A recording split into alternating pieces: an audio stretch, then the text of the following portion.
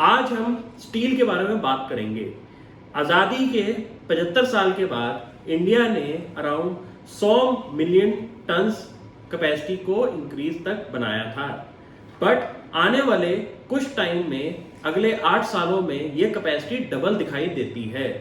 अगर हम कंपेयर करें इस कैपेसिटी को चाइना के साथ, तो चाइना तकरीबन 900 मिलियन टन्स की कैपेसिटी बनाता है हर साल प्रोडक्शन में। अगर कंपेयर करें चाइना और इंडिया को, तो ये गैप काफी ज्यादा है।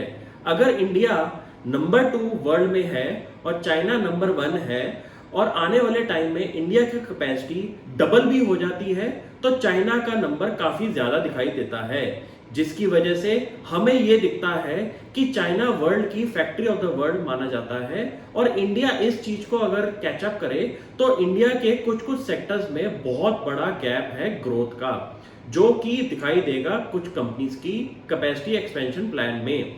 अगर हम देखा जाए तो स्टील इंडस्ट्री जो है वो कमोडिटी साइकिल में मानी जाती है, जिसके प्राइसेस कुछ टाइम पीरियड के लिए बहुत ज्यादा हो जाते हैं, कुछ टाइम पीरियड के लिए डिमांड कम होने की वजह से प्राइसेस टूटते हैं।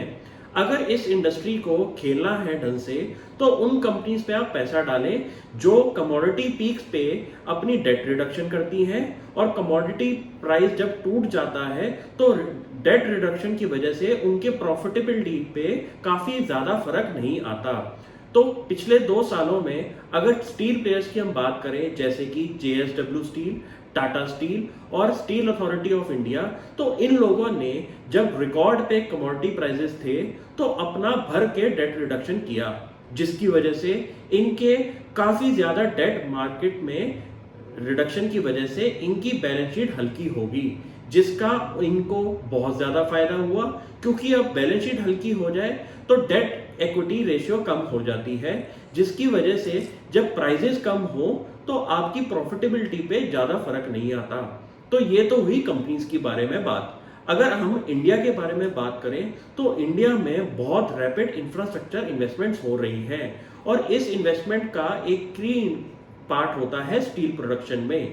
अगर कंट्री की स्टील प्रोडक्शन 100 मिलियन टन्स है और वो आने वाले कुछ सालों में डबल होने को आ रही है, तो इंडिया में रैपिड ग्रोथ ऑफ ट्रांसफॉर्मेशन हो रहा है। अगर हम इंडिया को तोड़ें, तो उसमें ईस्टर्न पार्ट के अंदर सबसे ज्यादा हमारा आयरन ओर और कंपनीज की फैक्ट्रीज हैं। तो इस बेल्ट में काफी ज्यादा ग्रोथ की अपॉर्चुनिटी मुझे दिखाई देती है। अगर हम इंडिया की नेशनल स्टील पॉलिसी के बारे में पढ़ें, तो उनका मानना है कि इंडिया के अंदर 2031 तक 300 मिलियन टन्स की कैपेसिटी होनी जरूरी है, अगर इंडिया को अपनी ग्रोथ को नहीं रोकना। और अगर हमारा ड्रीम जो है 5 ट्रिलियन इकोनॉमी का, तो उस 5 ट्रिलियन इकोनॉमी का ग्रोथ के चक्कर में आपका स्टील प्रोडक्शन भी बहुत ज्यादा बढ़ना चाहिए। तो अगर हम देखा जाए, तो आने वाले टाइम में स्टील प्रोड्यूसर्स की बहुत बड़ी एक्सपेंशन दिखाई दे सकती है एक्सपेंशन प्लान के अंदर, और इसका डायरेक्ट बेनिफिट होता है आपकी इकोनॉमिक एक्टिविटी के अंदर, एम्प्लॉयमेंट के अंदर भी।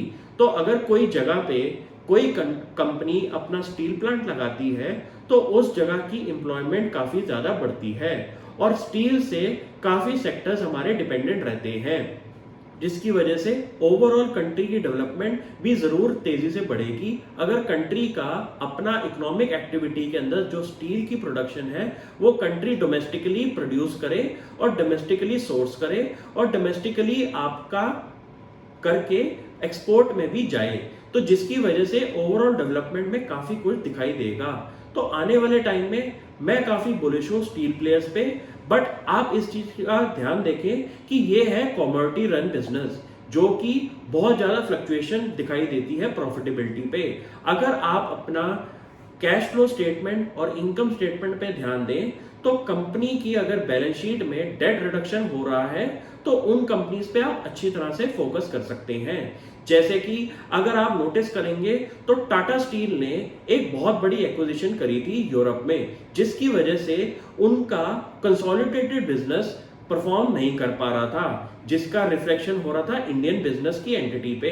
क्योंकि जो कंपनी ने डेट लिया था वो लिया था कंपनी की कंसोलिडेटेड बिजनेस पे, और यूरोप के बिजनेस का इफेक्ट होने की वजह से कंपनी की परफॉर्मेंस शेयर प्राइस पे दिखाई दे रही थी। तो अगर कोई कंपनी एग्रेसिव एक्सपेंशन के चक्कर में कमोडिटी के पीक पे कोई कंपनी खरीदती है तो उस कंपनी से दूर रहिए।